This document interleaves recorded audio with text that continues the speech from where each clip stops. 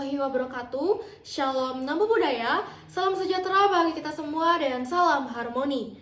Perkenalkan, nama saya Niputu Gita Suci Maharani dengan NIM 2311011005 yang pada kesempatan kali ini akan mempraktekkan konseling kognitif dengan setting layanan konseling kelompok.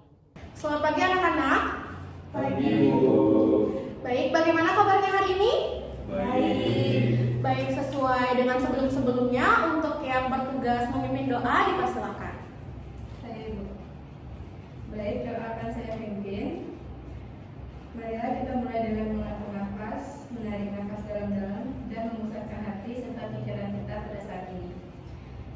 Ya Tuhan yang Maha Esa, kami bersyukur atas kesempatan yang Kau berikan kepada kami untuk berkumpul hari ini dalam suasana belajar dan berbagi ilmu.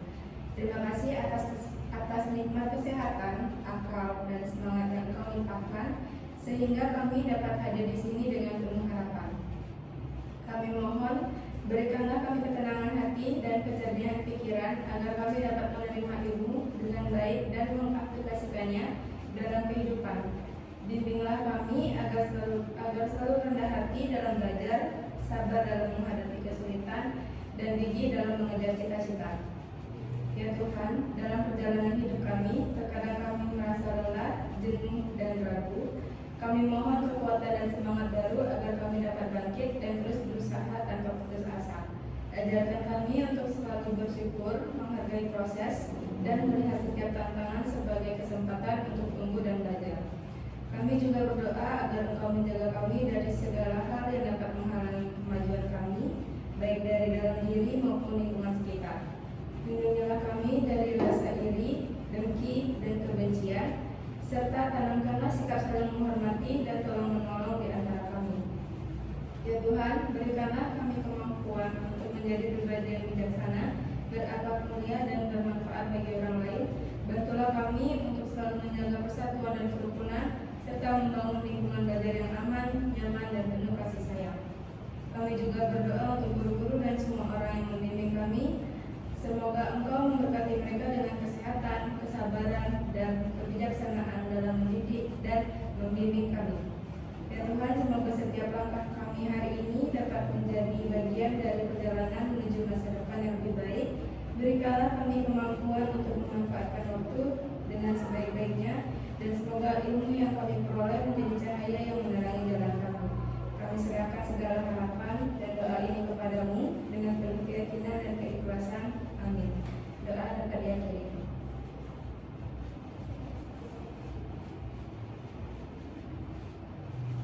Baik, untuk memulai sesi pembelajaran kita hari ini, setelah melantunkan doa, mari kita memulai dengan salam terlebih dahulu.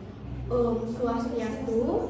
Assalamualaikum warahmatullahi wabarakatuh. Shalom Namo Buddhaya, salam sejahtera bagi kita semua dan salam harmoni. Baik, sebelumnya terima kasih kepada Ari karena sudah memimpin sesi doa pada pertemuan kita hari ini. Dan sebelum kita masuk ke inti pembelajaran kita, izinkan Ibu untuk mengabsen terlebih dahulu. Untuk Nimade Ayu Sari Puspadana, Hadir. Nikomang Ari Amreni, Hadir Ibu. Ika Dek Dwi Angka Putra, Hadir Ibu. Muradanan Jaya. Hadir Ibu. Baik, terima kasih karena kalian sudah bisa hadir dengan lengkap pada pertemuan kita hari ini. Karena di sini kita akan membahas topik yang sangat menarik dan bahkan sering kita temukan pada kehidupan sehari-hari. Nah, jadi sebelum itu izinkan Ibu untuk bertanya kepada kalian bagaimana keadaannya atau perasaannya hari ini. Apakah sedang dalam suasana yang sedih, senang, ataupun sedang cemas karena sekarang kan kalian tengah memasuki ulangan tengah semester. Jadi apa yang kalian rasakan saat ini sebelum kita memulai sesi pembelajaran kita? Mungkin dari Ayu Sari bisa mengungkapkan. Baik, terima kasih atas waktunya Ibu. Kalau akhir-akhir ini kan sudah mulai memasuki minggu UAS, jadi saya sedikit merasa takut dan cemas akan UAS yang diberikan oleh dosen. Baik, terima kasih Ayu Sari sudah mau berpendapat. Dan Ibu harap di pertemuan kita yang selanjutnya lebih banyak lagi yang berani untuk mengungkapkan argumen dan pendapatnya. Nah, jadi di sini kita akan membahas topik yang sangat serius, bahkan sangat Ada yang tahu apa topik kita hari ini? Tidak, Baik, jadi topik kita hari ini adalah bullying. Yang dimana bullying itu sering dan sangat sering kita temukan pada lingkungan sekitar kita. Apakah benar seperti itu? benar Ibu. Baik, jadi di sini kita akan membahas bullying yang lebih intens lagi, yaitu bullying verbal. Yang dimana sebelum kita membahas lebih jauh, mari kita cari tahu dan mari kita pahami terlebih dahulu apa yang dimaksud dengan bullying verbal. Jadi dari adik-adik sekalian, apakah ada yang mengetahui, apakah ada yang pernah mendengar tentang bullying verbal? Dan mungkin agar kita di sini sama-sama terbuka, Ibu ingin menanyakan kepada kalian satu persatu dan mengungkapkan pendapat kalian terkait apa yang dimaksud dengan bullying verbal. Jadi bisa dimulai dari Ari terlebih dahulu. Baik, terima kasih buat atas kesempatannya. Dari pemahaman saya, bully verbal itu merupakan bully yang dilakukan melalui kata-kata atau ucapan. Baik, terima kasih Ari atas jawabannya. Kita keep jawaban Ari terlebih dahulu. Dilanjutkan oleh Ayu Sari. Baik, terima kasih atas waktunya Ibu. Sama seperti Ari, mungkin saya sedikit menambahkan yang dimana melalui kata-kata itu berupa penggunaan bahasa yang kasar, merendahkan, menghina, atau mengintimidasi seseorang. Baik, kita keep juga jawaban dari Ayu Sari. Dilanjutkan oleh Murah Dananjaya. Oke, baik, terima kasih kesempatannya Ibu. Jadi pendapat saya juga sama seperti teman-teman tadi. Bullying verbal itu simpelnya adalah melalui ucapan, yang padahal walaupun hanya melalui ucapan tidak ada tindakan fisik, tapi efeknya kepada mental dari lawan kita itu juga sangat berpengaruh. Itu dari saya. Baik, terima kasih jawabannya Murah Dananjaya. Dan dilanjutkan oleh Kadek Dwi Arta Putra. Kalau dari saya sendiri itu masih sama seperti teman-teman yang lain, itu perundungan yang memang melalui kata-kata maupun lewat media seperti itu. Baik, Ibu sangat bangga dan Ibu sangat senang atas pendapat dari kalian semua. Dan semua sudah benar. Jadi apa yang kalian ungkapkan itu memang benar. Bullying verbal itu adalah bentuk perundungan atau penindasan terhadap orang lain dengan menggunakan kata-kata yang menyakitkan, merendahkan, bahkan juga dapat mengancam bagi korbannya. Kemudian kata-kata tersebut biasanya ditunjukkan untuk menghina fisik seseorang, kemudian juga cara berbicara, kemudian bisa saja itu digunakan untuk membuli cara berpakaian sang korban tersebut, atau bahkan bisa juga membuli karena latar belakangnya seperti agama, ras, atau bahkan latar belakang keluarganya.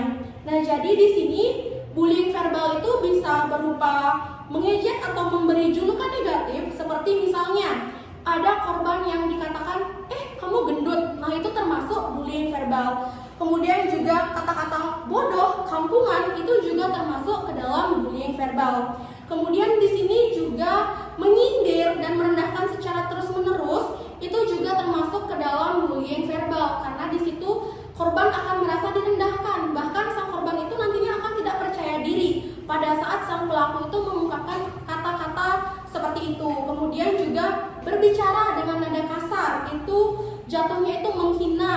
Kemudian itu juga sudah termasuk ke bullying verbal atau perundungan verbal. Nah, jadi di sini mungkin kata-kata ini terasa candaan bagi kita, atau bahkan tanpa kita sadari kita pernah melakukan hal tersebut. Nah, jadi di sini gunanya pada sesi pembelajaran hari ini kita mengidentifikasi apakah kita pernah melakukan hal tersebut dan apa dampaknya bagi korban dan bagaimana cara kita menangani situasi tersebut. Jadi di sini juga bullying verbal sering terjadi antara siswa dan sering dianggap tidak berbahaya karena seorang pelaku yang menggunakan bullying verbal atau melantunkan perundungan verbal ini merasa bahwa fine-fine saja selagi korban tidak merasa kesakitan. Karena sang pelaku itu merasa, saya tidak memukul, saya hanya mengungkapkan kata-kata. Nah, jadi di situ merasa bahwa itu tidak berbahaya bagi sang korban. Padahal faktanya di sini sangat berpengaruh bagi korban, yang dimana itu dapat menimbulkan luka batin bagi korban, atau bahkan hal paling fatal itu sang korban bisa saja depresi atau bahkan tidak memiliki keinginan untuk hidup di dunia. Banyak yang kita lihat kasus-kasus terbaru dan mungkin yang lagi booming saat ini, kasus bunuh diri. Nah, itu itu juga salah satunya faktornya dari bullying verbal. Kemudian apa saja sih dampak dari bullying verbal selain yang saya jelaskan barusan? Apakah ada yang ingin berpendapat untuk Ayu Sari?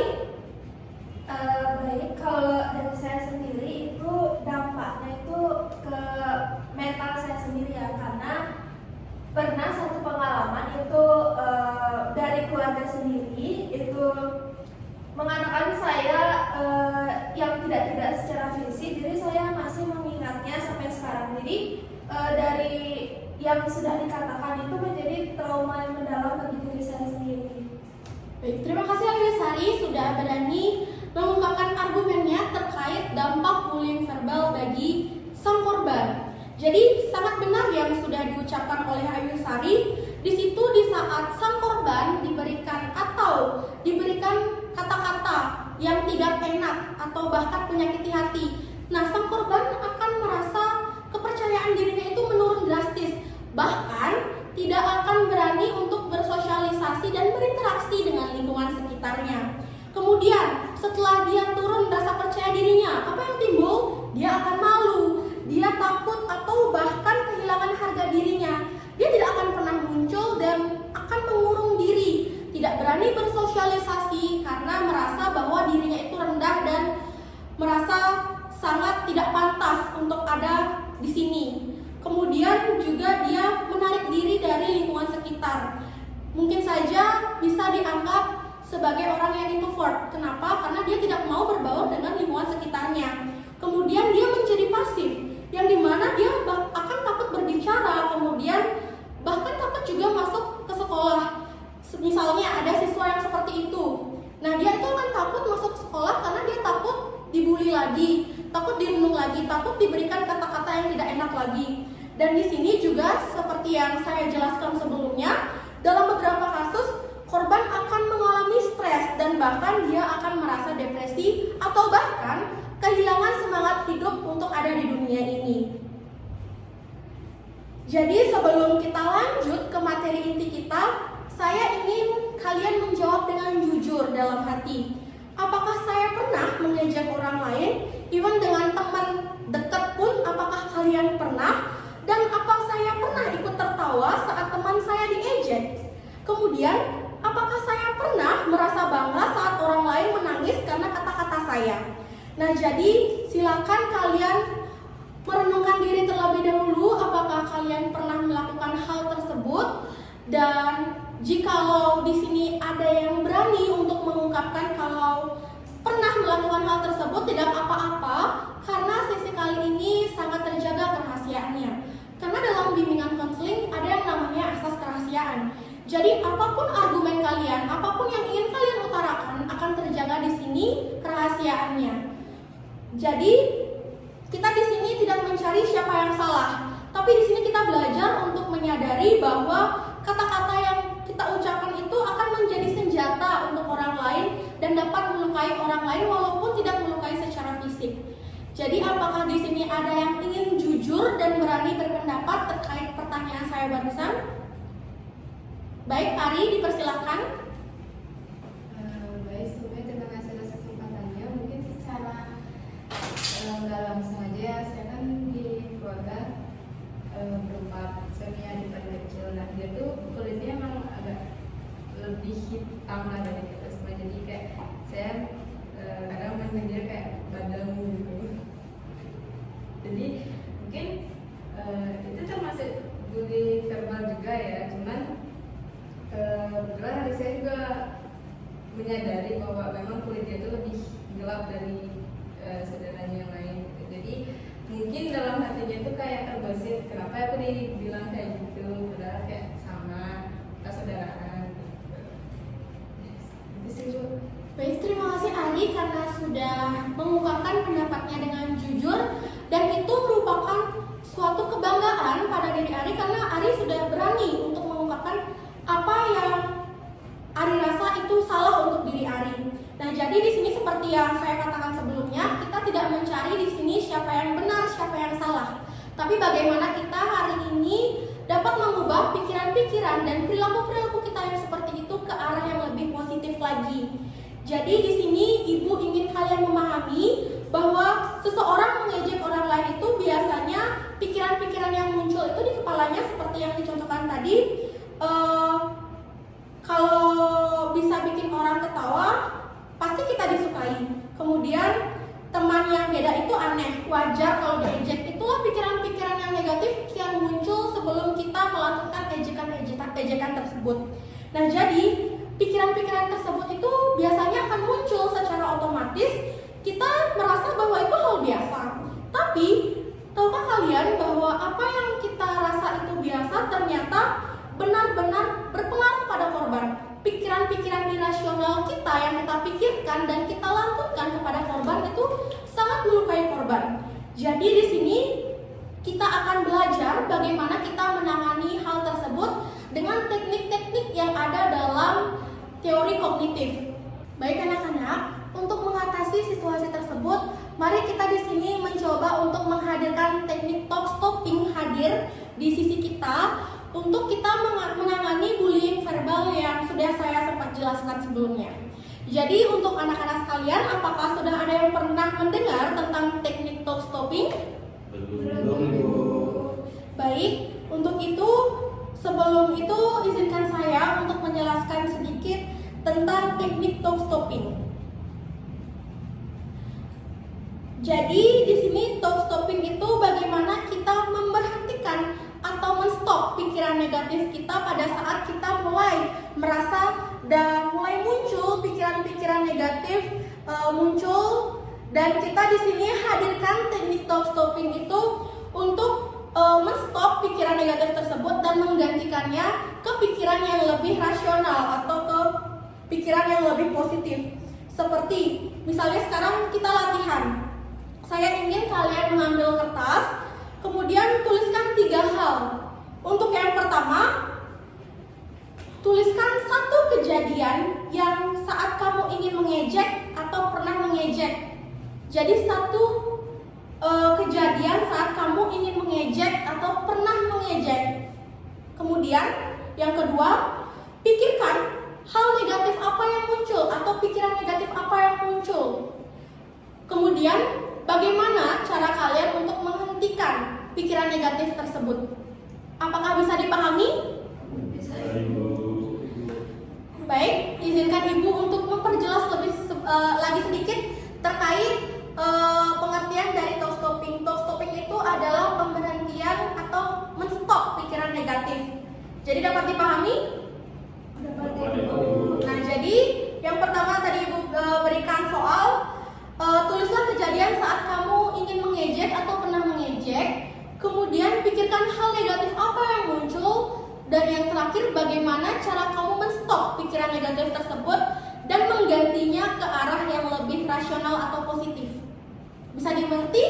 Bisa. Baik, untuk yang menjawab dipersilahkan Ayu Sari. Baik, terima kasih atas waktunya Ibu. Jadi satu kejadian yang dimana saat saya ingin mengejek itu salah satunya saat saya berada di rumah. Kan saya mempunyai adik saya tuh lumayan terpantau jauh umurnya, beda 4 tahunan saya, tapi saya tuh udah biasa lah bercanda sama dia gitu. Nah, ada satu kejadian, ini enggak satu kejadian sih, sering kalau misalkan bapak atau ibu atau saya itu ngomong, dia tuh selalu nggak dengar gitu loh, harus selalu dipanggil beberapa kali, harus selalu diulangi kalimatnya beberapa kali gitu. Nah, saya tuh sering ngejek dia tuh dengan bongol banget gitu.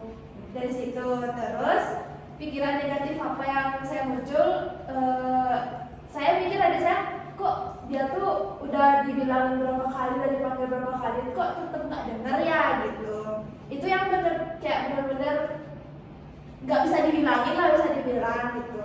Terus bagaimana cara saya menstopnya? Makin kesini saya menyadari bahwa mungkin memang ada gangguan mungkin di telinganya atau apa gitu. Jadi saya bilang ke bapak sama ibu untuk coba cek telinga adik biar nanti nggak kayak gitu lagi. Baik, sudah benar apa yang dikatakan oleh Ayusari, Ayusari menstop pikiran negatif Ayusari dengan mencoba berpikir ke arah yang lebih rasional. Benar seperti itu? Benar. Siapa yang sudah memahami penuh terkait apa yang didapat dan apa yang didapat kesimpulan dari pembelajaran hari ini? Baik, untuk Ayusari dipersilakan. Baik, terima kasih atas waktunya Ibu.